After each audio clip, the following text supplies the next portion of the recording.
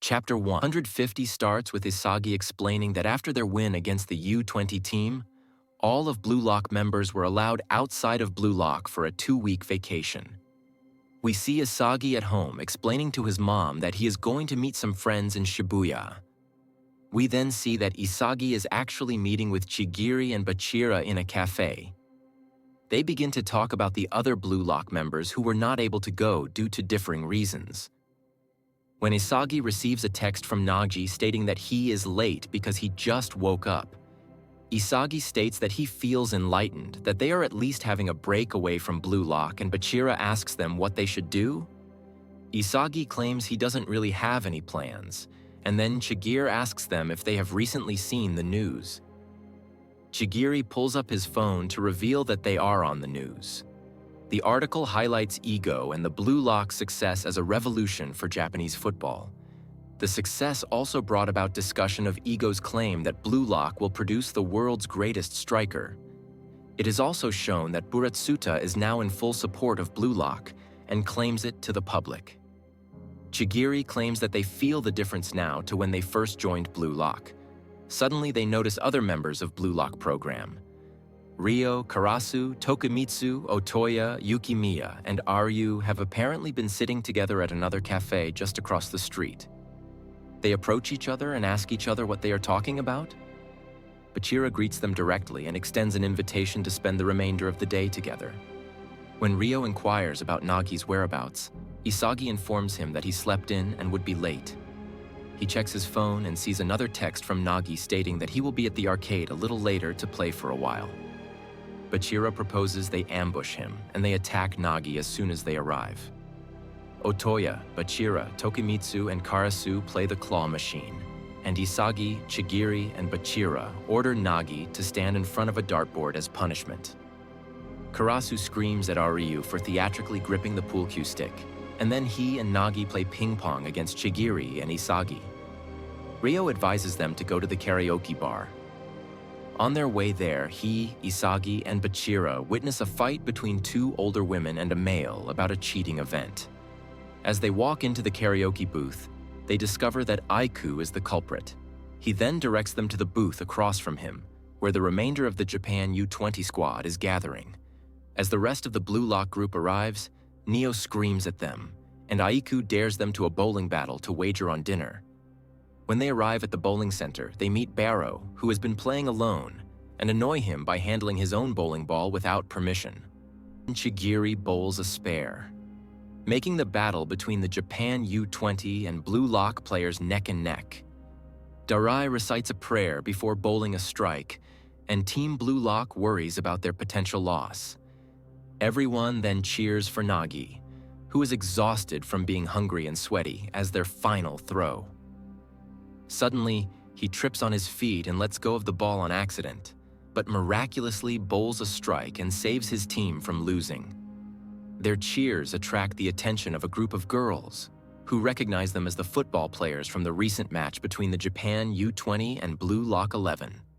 While the rest continue their celebration, Otoya and Sendo entertain the women while Aiku calls for another round. However, Isagi excuses himself early to meet a friend. At the train station, Isagi meets a family of 3, whose son became his fan after the game against Japan U-20. The boy praises his performance and asks if he can shake his hand. Isagi heeds his request. Before Isagi leaves for the train, the boy tells him that he will do his best to become like him one day. As the train left, Isagi thought to himself that his goal had changed the world. He later meets Tada, a former teammate from Ichinan High School. He calls Isagi an overnight hero of Japanese football and continues to praise his success. Suddenly, he talks about his final goal in the latest match and praises him for scoring it out of pure luck. Tada continues that, if only he were a contender for the Blue Lock project, he would have already been a hero due to luck. Isagi is dismayed by this and reflects that it is he who has changed because of Blue Lock and not the world. At the Blue Lock headquarters, Ego speaks with international investors about the project's Phase 2, a massive-scale entertainment project supposedly involving the whole world. With this, he believes that he will create the world's best striker. Chapter 152. Rin sits by the sea, reading a news article about Sei's questionable last play in the recent match between the Japan U-20 team and Blue Lock 11. Rin recalls the moment when he faced Sei head-on and concludes that he undoubtedly won against him. He theorizes that perhaps Sei had always known about his egotistical side and wanted to awaken it during the match. But he feels distressed to know that Sei recognized Isagi and not him. With this, Rin vows that he must change and further evolve in order to destroy both Isagi and Sae. At home, Isagi's family gathers for dinner. His father keeps replaying his post-match interview, and they talk about his career. They assure him that they will support him regardless of whether or not he scores and wins. Isagi later reflects on how Blue Lock has changed him and becomes further determined to go back to Blue Lock to become the world's best. Suddenly, he receives a notice from Taiyeri regarding the resumption of activities at the same time as the other participants. After the 2-week break, they gather once more at the facility to begin Phase 2 of the project. Chapter 153. On the next chapter, we observe that Isagi and the other participants have returned to the facility. As they reach the main hall, they note the appearance of the Japan U-20 regulars, who have been absorbed into the pool of participants following their loss to Team Blue Lock.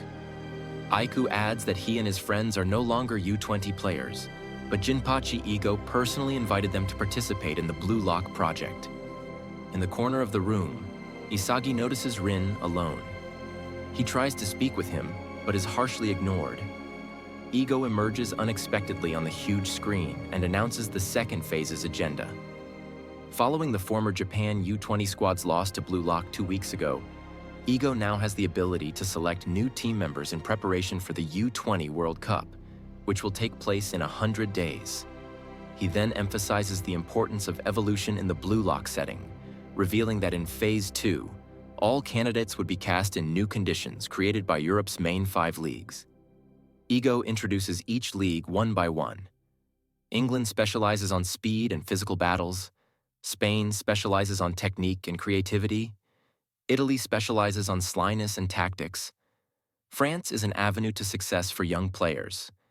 And Germany is a league specializing in logic and rationality, which Noel Noah plays for. Ego adds that the performance of each participant in the new environment they wish to be put in will act as the final selection for the U-20 team that will later participate in the U-20 World Cup. He advises all contestants to demonstrate their uniqueness and calls the final selection a rite of passage to becoming a professional.